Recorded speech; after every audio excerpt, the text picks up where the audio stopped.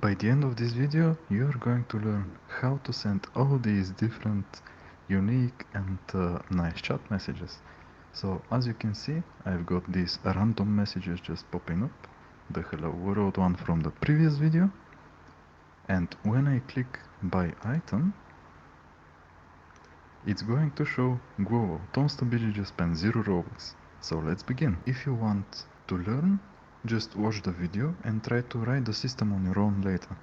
If you want it to just work, go to the description and you can download all of this. Copy this link and delete the dash so you can have the link work for you. The dash exists here because YouTube doesn't yet allow me to place links in the description, so I just had to bypass it some way.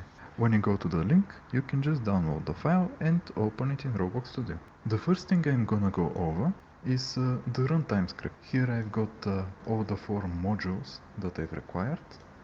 Basically, what's going on here is I say game get server script service, so here wait for child modules and wait for child each of these 4 modules. What require does is it runs the module, for example, let's say process receipt. It runs the entire module and stops when it says return. It returns the module. What that means is this module is currently empty, then you add a function, an element called process receipt, which is a function. Then you add a setup process received element, which is another function, and you return that module. So what happens here is this variable is equal to this table with those 2 functions. This allows me to do stuff such as process received dot setup process received, and it's going to just run this function. And this function is very simple and very short. Just marketplace service.process received equals module.process received. What this line does is marketplace service needs process received callback function. The idea is the following. This is for the just spent message. So when I bought that item, I trigger marketplace.process received. And here you can see through the comment. Process received callback function. This function is going to run every time the player clicks buy, which I just did, or when the player joins if they clicked buy and something went wrong, if the server crashes or something goes wrong. The function is very simple. You have the player, and the player is received by received info.player_id. Received info is always this table with those 6 elements. When you download this whole thing from the Google Drive, it's not going to work for you because the product ID is different. If you buy the product, you're going to give me money. I don't think it's going to work since it's a developer product, and developer products are private to every game. Don't forget to drink water. What to do about that is you go to buy product and you change the ID to the product that you want to sell. The reason why if player is new, so if player doesn't exist in the current server, maybe they left immediately when they bought the item. This is very important to know. We return the product purchase decisions not processed yet. You must be able to return not processed yet and purchase granted if it's successful. That's because we don't want to scam our players. If we don't return the proper product purchase decision, we are sometimes going to scam our players. The messaging service makes the message actually global.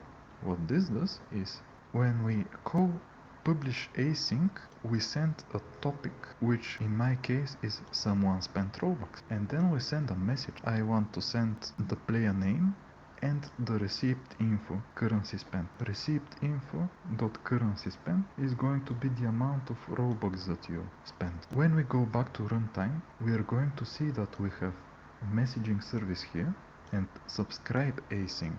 What this does is every single running server that's under the same game and is subscribed to the topic is going to be able to call a callback function. Let's say you have a game. When you join, you're in a lobby. You click play, it teleports you to another place of the same game. And that's no longer a lobby, it's a play area. This topic is received for every single place in the same game. Make sure that you don't mess this up. About the callback function, when you subscribe to a message and it gets published, in this case when the receipt gets processed, you send a public message. You have to subscribe to it in order to receive it. That allows you to call a callback function. If I click on this callback function, which is inside another module called send messages, I can control F12 in order to find the exact function. This function is found in send messages and is module.send Roblox spent message to players. I know that's a long name, but it's descriptive. What I'm doing here is when you subscribe to a message, callback function gets called with one parameter, which is this message. When you subscribe to a message and it gets sent and the callback gets called, there's one parameter that you need. It's the message, and this message has message.send, which is equal to the Unix time at which the message was sent. If you don't know what Unix time is, it's basically seconds since the 1970s. This allows programmers to synchronize a lot of stuff, but currently we just need the other part of the message, which is message.data. Message.data is equal to the actual message that we send. For example, when we publish a message, we send this table as our message. We can send anything. For example, if I send hello world, it's gonna be hello world. The first index of the table is player.name. The second index of the table is currency spent. So the amount of Robux that somebody spent. What I'm doing over here is data is equal to that table. Message.data is the table. By saying message.data with index 1, I separate the player name, and by saying message data index 2, I can separate the Robux spent. And over here I'm just calling the send message to players function with the message player name just spent Robux. What this does is, for example, player name will be TomstaBG just spent, and be very careful when you do concatenation like that, because player name is a string, so it's my name. When I do the two dots, that means concatenate, combine two strings together. Just spent is going to be just spent, but be careful to not mistakenly make it like that, because if you forget the space over here, it's going to appear this way. Robux spent is a number, it's not a string. When you try to concatenate strings and other values that are not strings, sometimes an error will happen. This is why you need to convert everything to a string before you concatenate. In my case, the Robux spent will be 0, and we just finish with Robux. Why it's 0 is because I am currently in Roblox Studio. If you are playing the game outside of Roblox Studio, it's not going to be 0 Robux, it's going to be the actual amount that your product costs. Now those other values are something that I'm going to go over a little bit later. Those are just aesthetic. For example, the global is the name of the chat tag. I can change it to global U and it will still work. The message color is this green color and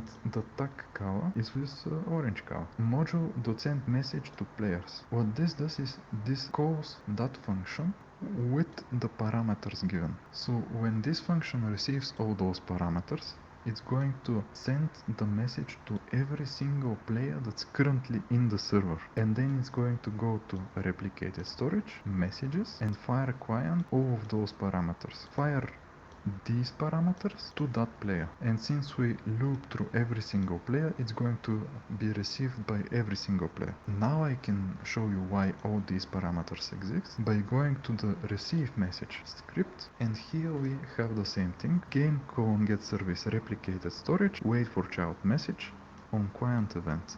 This is how you receive a remote. Connect the function variable. What I've done here is basically by putting the function variable, every time this event is fired from somewhere else and it gets received from this script, it's going to call the function, because this function is now a variable, so it's going to pass all the parameters. And notice how here we are missing the player parameter. The player parameter is over here, but we are missing it because we don't actually need it. We only need the player parameter to tell the server which player this remote must go to. Here I have current message, which is empty. That's because I don't want to interfere with the existing message. If message.color is new, let's say I forget to add message color. Let's say I forget to add tag color. I just want to send a quick message without thinking of those two parameters. That's why I have those if checks, which say the message color is this default value and the tag color is this default value. If there is a chat tag, which you can see over here, the chat tag is global. If the chat tag exists, then current message equals the colorized version of the chat tag plus that string global u colon space. That's how the current message is going to look like. The colorize function is, it may look a little bit overwhelming, but basically you send the message and you send the color, which is tag color. All you have to do is format the message with all the colors. In order to colorize a string, you need to write this. In order for me to avoid having to write RGB to 1 to 3, 1 to 3, 1 to 3, and do that for every single color and have the message as hello world, I've decided to use string.format because it makes it much easier to do these things, to change the string in the way I want. The color that I'm receiving is tag color, color3.fromRGB. The reason why I'm multiplying it by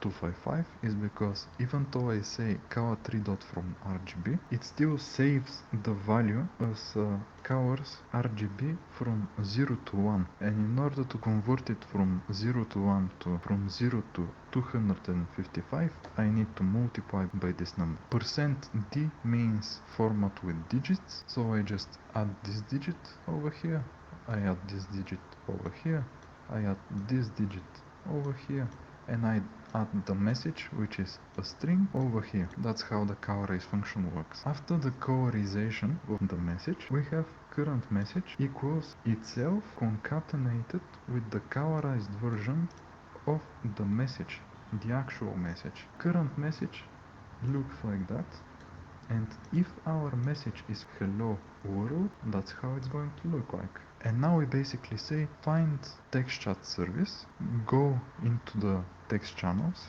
go into RBX system and display system message current message. This line is very important because this line makes it possible for the chat to show the message, and that's all for here.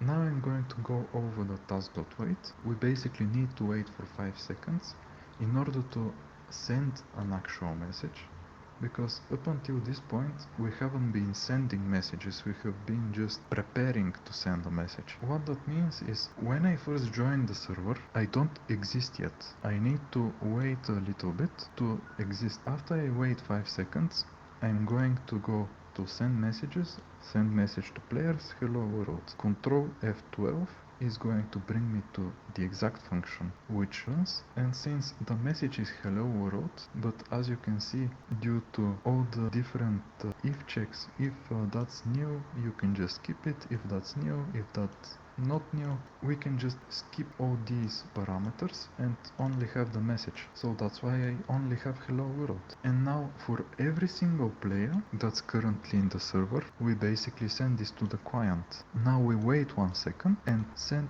every single player that's currently in the server to the byproduct module. If we click Ctrl F12, it's going to show us that the function that runs is marketplace service prompt product purchase player with the ID of the products. When we reach this line, for every player is going to get prompted to buy this product. This product ID is just copied from me. If you want to sell your own product, change the ID here. After we prompt every single player to buy our product, we start running while task.wait loop, which is exactly why you saw all these random messages appearing constantly. Unpack the table of random messages. Let's go to the random messages. This module returns a table with nested tables. What table.unpack does is removes those scopes and makes everything as separate objects. I go to the module and I loop through the table randomly. I pick a random element from 1 to the number of elements. Currently we have 4 elements in this table. Don't get confused because there's this table, there's the nested tables which are inside, and this is the main table.